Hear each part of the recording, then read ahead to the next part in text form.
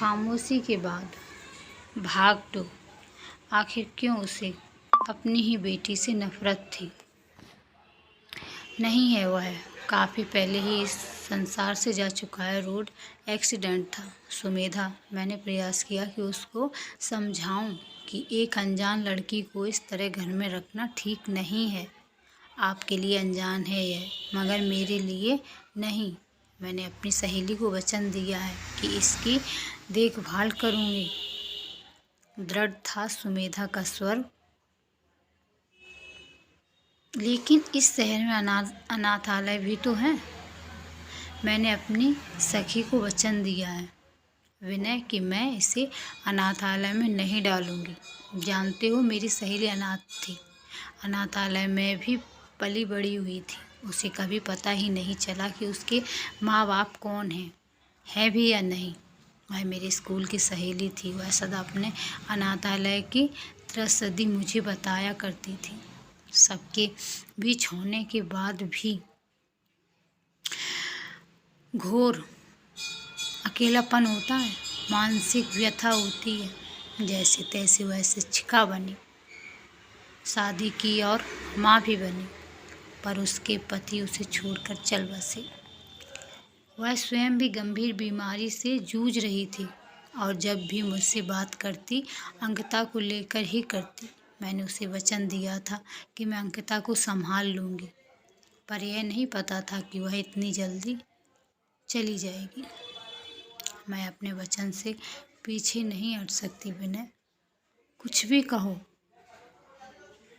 ठीक है, जो करना है करो, मैंने भी झल्लाकर कहा, पर मैं इस लड़की का खर्च नहीं कर उठाऊंगा। मेरा निर्णय सुन। स्वतम रह गई सुमेधा। कुछ देर अजीब सी नज़रों से मुझे देखती रही। फिर उसकी आंखें डबडबा गईं। आंखों के कौर में आंसू मोतियों से चमकने लगे थे। फिर उसने धीरे से निर्णयात्मक अंदाज में सिर हिलाकर हामी भरी, मानो कह रही हो कि मुझे मंजूर है। मेरी कठोरता ने सुमेधा को आत्मनिर्भर बना दिया। अगले कुछ दिनों में ही सुमेधा ने कॉलोनी के कुछ बच्चों को ट्यूशन पढ़ाना शुरू कर दिया। मुझसे, सुमेधा, यह ट्यूशन क्यों? मैंने एक दिन उसका हाथ पकड़ते हुए पूछा था। क्या मेरी पुलिस की नौकरी से घर नहीं चल रहा है? आत्मनिर्भर बनना गलत तो नहीं है ना? उसके स्वर में व्यंग था।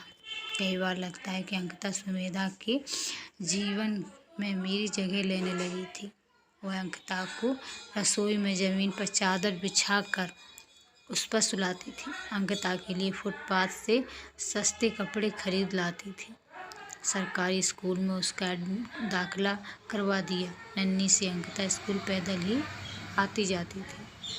सुमेधा ने अंकिता को कोई सुख सुविधाएं नहीं दी थी, बेपनाह प्यार दिया, संरक्षण दिया।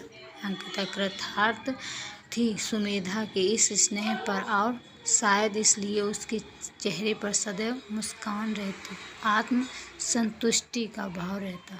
रोहित अपनी पढ़ाई, खेल कूद, किताबों में व्यस्त रहता। रोहित को लगता था कि अंकिता उसकी बहन समान है तो उसे राखी बांधे, पर सुमेधा ने अंकिता रोहित के बीच किसी भी रिश्ते को स्थापित ही नहीं किया था। राखी का त्यौहार आ रहा था। मैंने भी उत्सुकतावश पूछ लिया रोहित से, अंकिता राखी बांधेगी तुम्हें? नहीं पापा, मम्मा कहती है कि उसे किसी रिश्ते में मत बांधो। मैं चकित रह गया। अंकिता सुमेधा की सबसे करीबी बन गई थी, फिर रोहित को राखी बांधने पर उसे ऐतराज क्यों? रोहित भी अंकिता को बहुत प्यार करता था। स्कूल के दोस्तों से मिले चॉकलेट, अपनी कहानियों की किताबें उससे शेयर करता था। कई बार देखा है मैंने कि अंकिता को कभी गणित तो कभी अंग्रेजी भी पढ़ा दिया करता था। दोनों का व्यवहार बिल्कुल वैसा ही था जैसा सभी भाई बहनों का होता है। फिर राखी बांधने पर सुमेधा को ऐतराज क्यों? अब क्यों, ये अगली कहानी में पता चलेगा। अगर आपको मेरी कहानी अच्छी लगी हो तो मेरे चैनल को प्लीज़ सब्सक्राइब कीजिए, लाइक कीजिए, कमेंट करके बताइए कि आपको मेरी